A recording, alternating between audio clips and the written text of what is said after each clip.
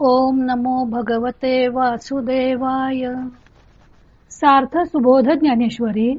लेखन आणि वाचन सौ मनीषा भास्कर अभ्यंकर, महाराष्ट्र, मिरज 416410.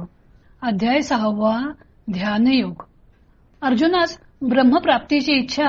ओव्या आहेत 148 ते 151. अर्जुनाने ब्रह्मप्राप्ती करता कोणता अभ्यास करावा असे श्रीकृष्णांना विचारले. श्रीकृष्ण हे अर्जुनाच्या स्वाधीन झाले असल्यामुळं तो मागेल ती गोष्ट त्याला मिळणार आहे. आता त्याला ब्रह्मत्वाचे डोहाळे लागलेले आहेत व श्रीकृष्णांनी ते पूर्ण करू असे त्याला वचन दिलेले आहे. तेथ ऐसेची एक विचारिले, जे या ब्रह्मत्वाचे डोहळे जाहले, परी उदरा वैराग्य आहे आले बुद्धीची या. परंतु भगवंतांनी येथे असा विचार केला की ज्या अर्थी अर्जुनाला ब्रह्मत्वाचे डोहाळे लागले आहेत त्या अर्थी याच्या पोटात वैराग्याचा गर्भ आहे. एरवी दिवस तरी अपुरे, वैराग्य वसंताचे निभरे, जे सोहम भाव महुरे मोडोनी आला. सहज विचार करून पाहिले तर ब्रह्म होण्याला यास दिवस कमी आहेत, परंतु वैराग्यरूपी वसंताच्या भराने मी ब्रह्म आहे असा भावरूपी मोहर दाट आला आहे. म्हणून प्राप्ती फळी फळता, यासी वेळून लगेला आता, होय विरक्तू ऐसा अनंता भरवसा जाहला. म्हणून हे ब्रह्मप्राप्ती हे फळ येण्यास आता याला उशीर लागणार नाही. अशा रीतीने हा वैराग्य संपन्न झाला आहे अशी देवाची पूर्ण खात्री झाली. म्हणे जे जे हा अधिष्ठील, ते आरंभीचे यया फळील, म्हणून सांगितला न वचैल अभ्यासो वाया. श्रीकृष्ण आपल्यापाशी म्हणाले की हा अर्जुन ज्या ज्या कर्माचे आचरण करेल ते ते याला आरंभालाच फळास येईल, म्हणून याला सांगितलेला अभ्यास वाया जाणार नाही. योगारूढाची लक्षणे सांगितल्यावर भगवंतांनी 10 ते 16 अशा 6 श्लोकांमध्ये योग साधना कशी करावी ते अर्जुनाला सांगितले आहे. 9व्या श्लोकाच्या विवेचनानंतर ज्ञानदेवांच्या विवेचनात खूप विषयांतर झाले.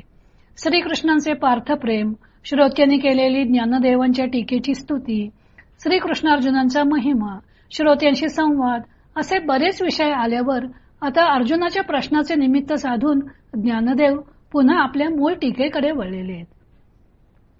योगारूढाचे वर्णन ऐकता ऐकता अर्जुनाला वाटू लागलं की असं ब्रह्मत्व आपल्यालाही प्राप्त व्हायला हवं व ही आपली इच्छा फक्त श्रीकृष्णच पूर्ण करू शकतात.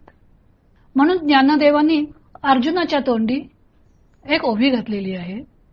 हे अंगे म्या होई जे का, येतुले गोसावी आपुले पण कीजो का, तव हासोनी श्रीकृष्ण हो का करू म्हणती.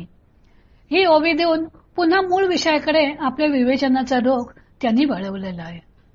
अर्जुन श्रीकृष्णांना म्हणाला की हे देवा, मी ब्रह्म स्वतः व्हावे असे आपण करावे. ही इच्छा अर्जुनाबरोबरच जिज्ञासू श्रोत्यांची अथवा वाचकांची सुद्धा असू शकते, पण अशी अर्जुनासारखी तीव्र इच्छा निर्माण झाली तरच ती पूर्ण होऊ शकते. म्हणून ज्ञानदेव म्हणतात की अर्जुनाला ब्रह्मत्वाचे डोहाळे लागलेले आहेत.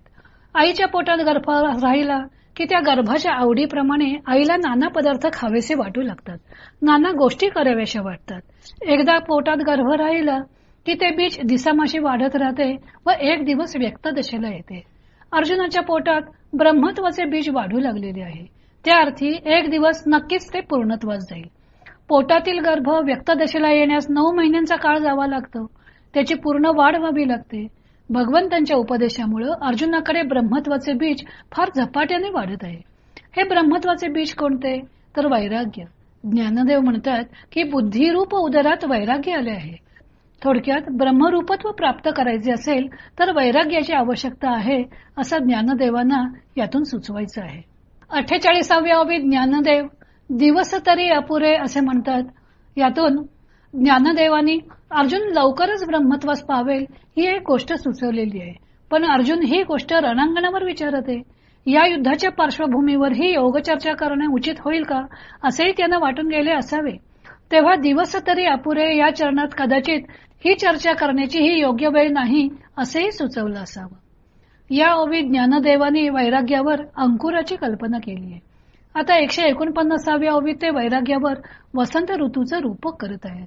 वसंत ऋतू आला की आंब्याच्या झाडांना दाट नवी पालवी येते.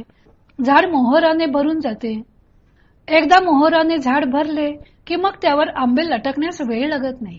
3-4 महिन्यात मोठी वाढलेली आंब्याची फळे झाडावर दिसू लागतात. अर्जुनाच्या बाबतीतही तसंच झालेलं आहे. वैराग्याचा दाट मोहर आलेला असल्यामुळं त्याला आता ब्रह्मस्थिती प्राप्त करून घेण्यास फार वेळ लागणार नाही. म्हणजे सर्व साधना जी करायची आहे ती वैराग्य प्राप्त होण्यासाठी करायची. एकदा वैराग्याचा गर्भ पोटात आला की पुढचा मार्ग लवकर चालून जाता येतो व ब्राह्मी स्थिती प्राप्त होते. आता एवढे तीव्र वैराग्य निर्माण झाले असल्यामुळं आपण जर याला कोणता अभ्यास करायचा ते सांगितले तर ती आपली शिकवणूक वाया जाणार नाही असे ज्ञानदेवांच्या श्रीकृष्णांना वाटले. त्याप्रमाणे जे कोणी जिज्ञासू, वाचक, भाविक, आर्त भगवंतांनी सांगितलेल्या मार्गाचे आचरण करतील त्यांच्यासाठीही ज्ञानदेवांचे बोलणे व्यर्थ होणार नाही. अर्जुनाची ऐकण्याची ओढ लक्षात घेऊन भगवंत अर्जुनाला म्हणाले की अर्जुना, मी तुला आता श्रेष्ठ मार्ग सांगतो, तो ऐक. त्या पंथराजाचे महात्म्य पुढे ज्ञानदेव वर्णन करणार आहेत. तो भाग आपण उद्या पाहू.